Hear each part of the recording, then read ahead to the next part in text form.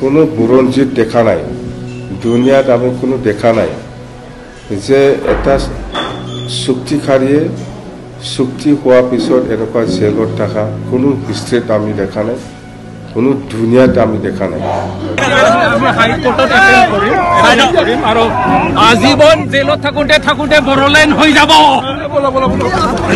এটা সংগঠন হিচাপে ইহঁতে ইমান বছৰ আন্দোলন কৰি কৰি চুক্তি কৰিলে, শান্তিৰ চুক্তি কৰাৰ পিছতেও আজিৰ দিনত জেলত থাকিব লগা হৈছে। এইটোতো কি হ'ল, কি চুক্তি হ'ল এইটো? এইটো দললৈ আমি এক্স NDP পৰা আহিছোঁ।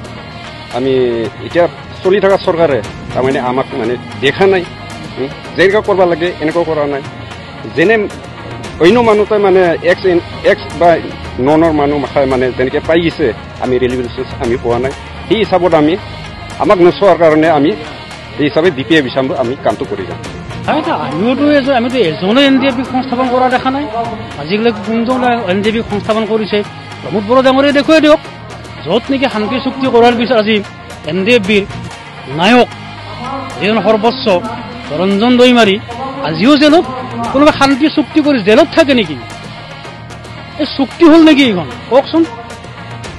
আজি আলফাৰ চুক্তি হ'ল, আলফাৰ সকলো যিমান তেওঁলোকৰ দোষ আছিল, যিমান অপৰাধ আছিল, গছৰ আছিল, সকলো গছৰ উঠাই দিয়া হ'ল, সকলো মুকলি আকাশৰ তলত আছে। মাত্ৰ ইয়াতেহে দেখিলোঁ NDPৰ লগত হোৱা চুক্তিটো, চুক্তি কৰি মানুহ জেলত থাকে। এই নেকি প্ৰমোদ বড়োৰ শান্তি চুক্তি?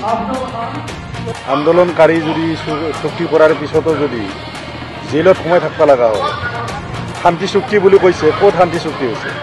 কাৰণ মানুহ যদি জেলতে সোমাই থাকিব লগা হৈছে, ৰঞ্জন দৈমাৰীৰ লগতেতো আৰু বহুত আছে না, সেইবিলাকতো ওলা নাই। গতিকে ক'ত শান্তি চুক্তি হ'ল? মানুহবিলাক অতিষ্ঠ হৈছে আৰু এই অঞ্চলৰ মানুহবিলাক। আমি জনতাৰ মুখলৈ আহি সকলোৱে কম, আমি BPF নাৰী শক্তি, যুৱ শক্তি, ঐক্য সাম্য ধ্বজা বাঢ়ি চিঞৰি চিঞৰি কম BPF